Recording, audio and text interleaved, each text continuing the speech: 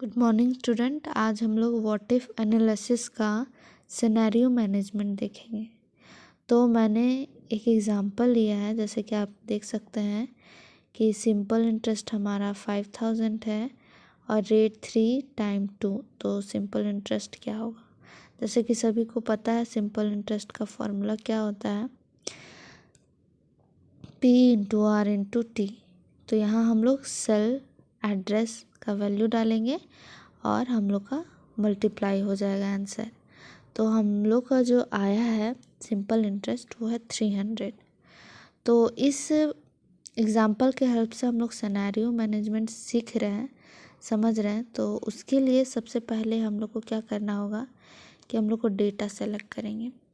Basically scenario management में ये होता है कि हम लोग को एक सिनेरियो दिया जाता है, उसके अकॉर्डिंग वैल्यू चाहिए होता है। जैसे कि मान लीजिए अगर आपको रोल नंबर 1 का अगर रिज़ल्ट मांगा जाए तो आप एक पेज में रोल नंबर 1 का रिज़ल्ट दिखाइएगा, एक पेज में 2 का दिखाइएगा। अगर उसी चीज़ को हम लोग कंप्यूटर में करेंगे तो हम लोग सिनेरियो मैनेजमेंट का मैनेजर का हम लोग यूज़ करते हैं, जिसमें कि क्या करता है, अगर आप 1 में क्लिक कीजिएगा तो 1 का सारा डेटा, बस 1 का सारा डेटा दिखेगा।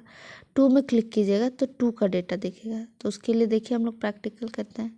हम लोग क्या किए, सेलेक्ट किए, उसके बाद टूल्स में गए, टूल्स में देख रहे हैं हम लोग का सिनेरियो मैनेजमेंट हमारा नज़र आ रहा है, गोल 6 सॉल्वर और सिनेरियोस।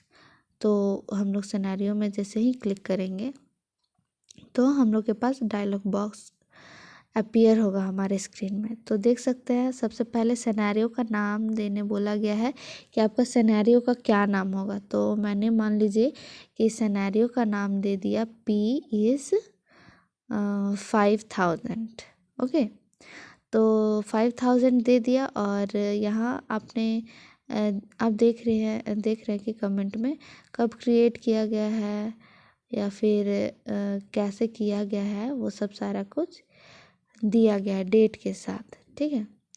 और इसमें यूज़ बॉर्डर है। मान लीजिए कि पहला डेटा के लिए हम लोग ब्लैक यूज़ कर रहे हैं, रोल नंबर 1 को हम ब्लैक कलर से बॉर्डर दे रहे हैं और 2 को ब्लू से, 3 को। तो उसी तरह यहाँ सिंपल इंटरेस्ट 5000, सिंपल इंटरेस्ट को हम लोग 5000 को हम लोग ऑरेंज से कर रहे हैं, ठीक है। कॉपी बैक का मतलब हम लोग आगे समझेंगे एग्जाम्पल के साथ। अब कॉपी इंटायर सीट का मतलब दूसरे सीट में इसको कॉपी करना, या प्रिवेंट चेंजेस का मतलब कि कोई भी चेंजेस हो, उसको कोई चेंज हो तो उसमें डेटा में कोई बदलाव ना आए। तो आप लोग देख सकते हैं जैसे कि हमारा सिनेरियो का नाम आ गया सबसे ऊपर P इज़ 5000 और एक ड्रॉप डाउन एरो आ गया जिसमें कि P इज़ 5000 हमारा सिनेरियो का नाम है। तो ये ऑरेंज कलर का नज़र आ रहा है जैसे कि हमने सेट किया था। अब मान लीजिए हम 6000 हम लेते हैं, 6000 लेते हैं और रेट हमारा 3 है और टाइम 2 है, तो उसके अकॉर्डिंग 360 आया है। इसको फिर से हम सिनेरियो मैनेजमेंट में सिनेरियो में क्लिक करेंगे और इस सिनेरियो का नाम हम लोग देंगे P इज़ 6000। और क्या करेंगे, इसका कलर सेट कर देते हैं स्काई ब्लू और ओके में क्लिक करेंगे तो देख सकते हैं कि ये मेरा आ गया। 5 में क्लिक करें तो 5 का डेटा शो कर रहा है और 6 में क्लिक कर रहे हैं तो 6 का डेटा शो कर रहा है। तो इसे ही हम सिनेरियो मैनेजमेंट कहते हैं, ठीक है। अगर ऐसा डेटा हो, व्हाट इफ एनालिसिस के अंदर ये आता है, तो इसमें हम लोग यही देखते हैं अगर ऐसा डेटा हो तो क्या हो, ठीक है। अब देखिए यहाँ हम लोग रेट चेंज कर रहे हैं, रेट हम 5 कर देते हैं, कलर हम येलो कर देते हैं। तो रेट हमारा 5 है, उसके अकॉर्डिंग मेरा क्या सिंपल इंटरेस्ट आया, तो आप देख सकते हैं। अब वही ड्रॉप डाउन एरो में आप सब देख सकते हैं सिनेरियो मैनेजमेंट में।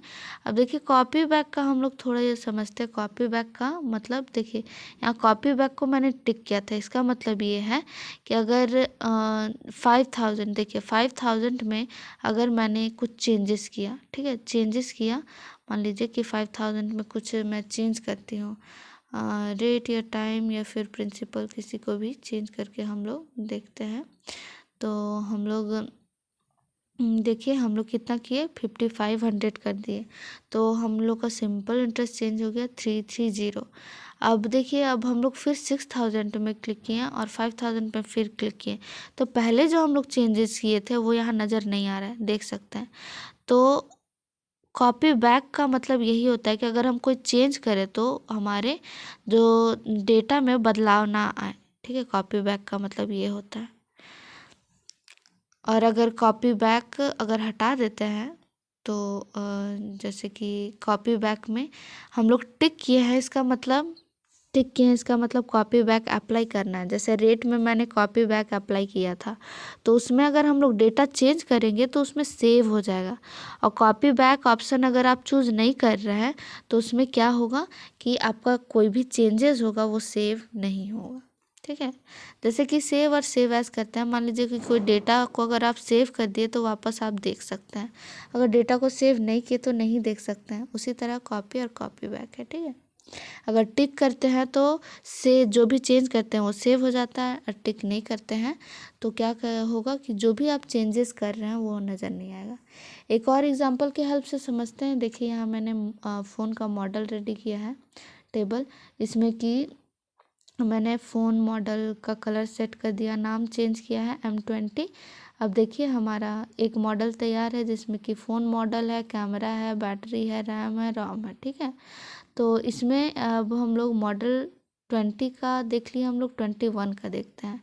तो 21 का हम लोग क्रिएट कर लिए डेटा। अब इसको फिर से हम लोग सेलेक्ट करेंगे, सिनेरियो मैनेजमेंट में जाएंगे, क्लिक करेंगे और यहाँ सिनेरियो का नाम दे देते हैं M21। जैसे ही M21 हम लोग लिखेंगे और क्या करेंगे, कलर अप्लाई कर देंगे। अब देख रहे हैं वो येलो था, ये पिंक हो गया, आई थिंक ग्रीन था। अभी यहाँ 22 हम लोग मॉडल का लेते हैं जिसमें कि कैमरा 18 है, बैटरी 4000, रैम 8 एंड रोम 32 है। तो इसे फिर से हम सिनेरियो मैनेजमेंट में लिस्ट में हम लोग ऐड करते हैं, तो ये हमारा M23 हो गया। M23 उसके बाद हम लोग इसे क्या कर दिए, पर्पल या ऑरेंज में क्लिक कर दिए। और इसमें देखिए मैंने कॉपी बैक को टिक नहीं किया था, तो मतलब सेव नहीं हो हमारा, जो भी हम चेंज करें वो सेव ना हो। तो मेरे पास 3 ऑप्शन आ गया। आप देख सकते हैं कि ड्रॉप डाउन में मैं जिसमें क्लिक कर रही हूँ उसका डेटा आ रहा है। 21 में क्लिक कर रही हूँ तो 21 आ रहा है, 23 में तो 23। तो ये आप लोग कीजिएगा, ओके।